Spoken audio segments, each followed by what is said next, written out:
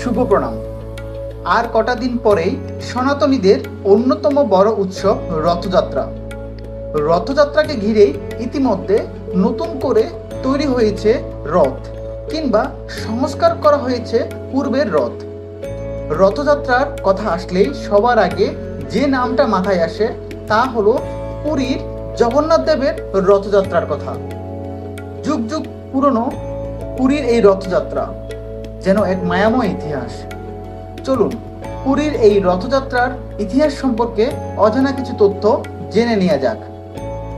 Video শুরু করার আগে আপনারা যারা আমাদের এই পেজে নতুন, তারা এখনই আমাদের এই পেজ পুজো সমাচারকে ফলো করে রাখুন, এমন আরও অনেক ভিডিও দেখতে। ব্রহ্মাণ্ড পুরাণ অনুযায়ী এই ঘটনা সত্যযুগের। একবার বিষ্ণু তার ভক্ত মাধব দেশের রাজা ইন্দ্রদ্যুম্নের স্বপ্নে এসে রাজাকে বলেন একটা বিষ্ণু মন্দির নির্মাণ করতে। এরপর রাজা মন্দির কেমন হবে এবং সেখানে মূর্তি বা কেমন হবে এইসব নিয়ে ভীষণ চিন্তিত হয়ে পড়েন।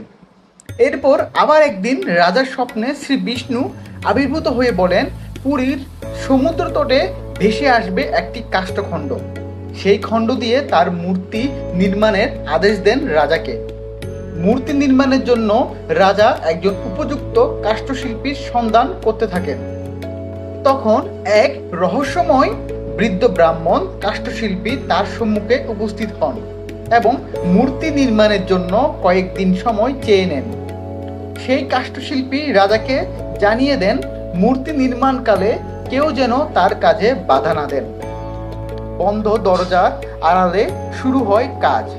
রাজা ও রানী সহ সকলেই নির্মাণ কাজের ব্যাপারে অত্যন্ত আগ্রহী হয়ে ওঠেন। প্রতিদিন তারা বন্ধ দরজার কাছে যেতেন এবং শুনতে পেতেন ভিতরে খোদাইয়ের আওয়াজ ভেসে আসছে। 6 থেকে 7 দিন বাদে যখন রাজা বাইরে দাঁড়িয়েছিলেন, এমন সময় আওয়াজ বন্ধ হয়ে যায়। অতি উৎসাহী রানী কৌতূহল সংবরণ করতে না পেরে দরজা খুলে ভিতরে প্রবেশ করেন। দেখেন মূর্তি তখনও অর্ধসমাপ্ত এবং কাষ্ঠশিল্পী সেখানে নেই। এই রহস্যময় কাষ্ঠশিল্পী অন্য কেউ নন, বরং ছিলেন দেবশিল্পী শ্রী বিশ্বকর্মা। মূর্তির হস্তপদ নির্মিত হয়নি বলে রাজা বিমর্ষ হয়ে পড়েন। কাজে বাধা দানের জন্য অনুতাপ করতে থাকেন। তখন দেবর্ষি নারদ তার সম্মুখে আবির্ভূত হন। নারদ রাজাকে সান্ত্বনা দিয়ে বলেন এই অর্ধসমাপ্ত মূর্তি পরমেশ্বরের এক স্বীকৃত স্বরূপ। এই মূর্তিকে আপন করে পুজো করা হোক, এটাই হওয়ার ছিল, এটাই ছিল নিয়তি। এখন আসি কেন রথযাত্রা পালিত হয়। বিভিন্ন পুরাণে বিভিন্ন দেবদেবীর রথযাত্রার কথা উল্লেখ রয়েছে। যেমন ভবিষ্য পুরাণে সূর্যদেবের রথযাত্রা, দেবী পুরাণে মহাদেবীর রথযাত্রা, পদ্ম পুরাণ, স্কন্দ পুরাণ ও ভবিষ্যোত্তর পুরাণে বিষ্ণুর রথযাত্রা বর্ণিত রয়েছে। বিভিন্ন দেবদেবীর রথযাত্রার সময়কালও বিভিন্ন। কোথাও বৈশাখ মাসে, কোথাও আষাঢ় মাসে, আবার কোথাও কার্তিক মাসে রথযাত্রার অনুষ্ঠান হয়ে থাকে।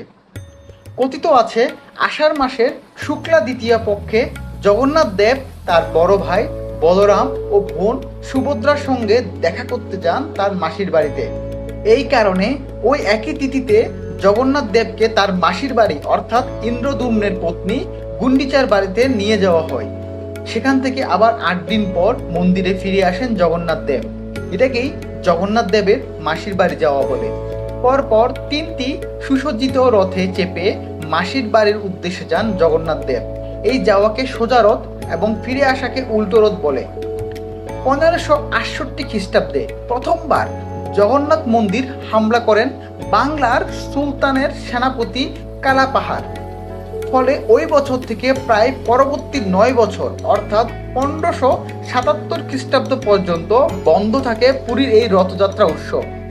এরপর 1578 খ্রিস্টাব্দ থেকে আবার শুরু হয় রথযাত্রা। বর্তমানে পৃথিবীর প্রায় 110টিরও বেশি দেশে রথযাত্রা উৎসব উদযাপন হয়ে থাকে। এর মধ্যে মার্কিন যুক্তরাষ্ট্র, প্যারিস, রাশিয়া, আফ্রিকার রথযাত্রা বেশ বড় হয়ে থাকে। পুরীর জগন্নাথ দেবের রথযাত্রা ছাড়াও আরও কিছু উল্লেখযোগ্য রথযাত্রা এই পৃথিবীতে রয়েছে।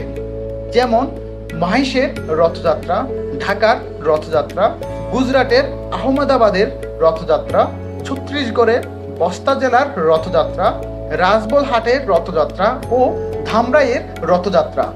ধামরাইয়ের রথযাত্রার ইতিহাস সম্পর্কে জানতে উপরের আই বাটনে ক্লিক করলেই পেয়ে যাবেন, কিংবা আমি ভিডিও ডেসক্রিপশনে লিংক দিয়ে দেব, সেখান থেকে দেখে আসতে পারবেন ধামরাইয়ের রথযাত্রার ইতিহাস। এবার জেনে নেওয়া যাক পুরীর বর্তমান রথযাত্রা সম্পর্কে কিছু তথ্য। পুরীর রথযাত্রা শুরু করেন রাজা ইন্দ্রদম্য। সেই রাজা বা রাজত্ব না থাকলেও বংশ পরম্পরাক্রমে পুরীর সে রাজ পরিবার আজও রয়েছে। তারাই প্রতি বছর রথযাত্রার উদ্বোধন করেন। ওই রাজ পরিবারের নিয়ম অনুসারে যিনি রাজা উপাধিপ্রাপ্ত হন তিনি, অর্থাৎ পুরীর বর্তমান রাজা জগন্নাথ, বলভদ্র ও সুভদ্রা দেবীর পরপর 3টি রথের সামনে এসে পুষ্পাঞ্জলি প্রদান ও সোনার ঝাড়ু দিয়ে রথের সম্মুখ ভাগ ঝাড় দেওয়ার পরেই পুরীর রথের দড়িতে টান পড়ে শুরু হয় জগন্নাথ দেবের রথযাত্রা। 3টি আলাদা আলাদা রথে যাত্রা করেন জগন্নাথ দেব, বলরাম ও সুভদ্রা। পুরীর রথযাত্রা নিয়ে আমাদের আজকের এই ভিডিওটি কেমন লেগেছে তা অবশ্যই আমাদের কমেন্ট করে জানাবেন, এবং এমন আরও তথ্যবহুল ভিডিও পেতে এখনই আমাদের এই পুজো সমাচার পেজটি ফলো করে রাখুন। ভিডিওটি ভালো লাগলে অবশ্যই শেয়ার করবেন। সবার রথযাত্রা মঙ্গলময় হোক, আনন্দের সহিত কাটুক এই রথযাত্রা। রথের দড়ি টানলে পাপ ক্ষয় হয়, তাই অবশ্যই রথের দড়ি টানবেন। জগন্নাথ দেব সবার মঙ্গল করুন। জয় জগন্নাথ, জয় শ্রীরাম। সবাই ভালো থাকুন।